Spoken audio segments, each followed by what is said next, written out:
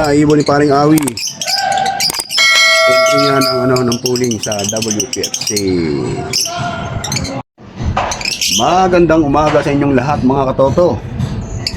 Muli na naman po tayong nagkita. Bagong tulog ang inyong lingkod. Ang ating inaabangan po ngayon ay ang training po natin. Pan-race po tayo ngayon sa FPR. Meron po tayong isinali isang pirasong ibon kasi yun lang po yung pinakamabilis. Malay mo makachamba tayo. Gawa ng malapit pa, hindi tayo po pwede mag-entry marami. Una sa lahat, wala po tayong budget.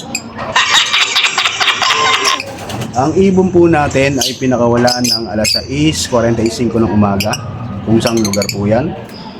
Sa Talavera, Nueva Ecija po tayo. Medyo malayo-layo na po. Mahigit sa 100 kilometro na po ang layo na. Maganda ang panahon, kaya lang medyo makapal ang ulap na nakapaligid sa kalangitan. Pabor din sa ibon to, hindi ganun kainit, may konting hangin. So easy lang sa kanila yan. Pabalik doon sa mga loop nila. Mag-aantay pa rin po tayo. Alas 8 pasado na mga katoto. Tingnan po ng mga ibon ngayon. Abang-abang na po at dumating na po yung ibang kawan mga katoto. Maring Awi nagpuwi na ng FPR. Kasali sa pooling, kasali sa po yan mga katoto sa pan-race. Tumagos-tagos pa yan sa mga ibang area. Check natin. Late na ang pauwi natin mga katoto. First bird natin 8:36. Hindi kasali. Yun po yung entry natin, bababa pa lang.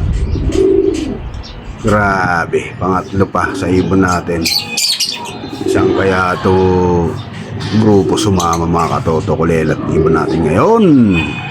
Ito po yung sticker natin mga katoto. Naka-entry po yan ng area pooling at pan-race. Kulelat na po mga katoto. 900 plus na lang speed. Yung pang-5 po natin, mga 4 pang-5, galing na pong south mga katoto. At yun na nga mga katoto, kompleto na po yung ibon natin. Sa 40, kompleto na po sila. Bagamat 6 sila. Ang entry po natin ay isa. Late na po tayo nakapag-clock. Hindi po natin alam bakit ganun nangyayari, no? Sabi ko nga sa kanila, parang bingo lang yan na nasa loob ng yung kinakalog na bote. Kapag numero mo na ang mabuti, check, bingo ka. May kinalaman din yung old bird sa young bird. Pero kung sa tikas at bilis at talino ng ibon mo, hindi na pamantayan yung old bird o young bird. Sigurado, uwi ng maaga yan. Basta pustahan mo lang. So ganoon na lang mga katoto. Kompleto na po tayo. Hanggang sa susunod na uli natin na pagkita. Bilang pang-8 na training po natin. Abangan po natin kung ano po mangyayari sa susunod. Sana makatap man lang tayo kahit top 20. Bumagal po ang ibon natin ngayon mga katoto. Pero okay lang, kumpleto pa rin naman po sila. Pagbubutihan po rin po natin yung ating pag-iibon. Hindi po lahat ng pagkakataon mauna po tayo, kaya tanggap lang. Lagi lang sports, lalong-lalo na dun sa mga mahilig pong mag-entry na hindi po tayo nananalo.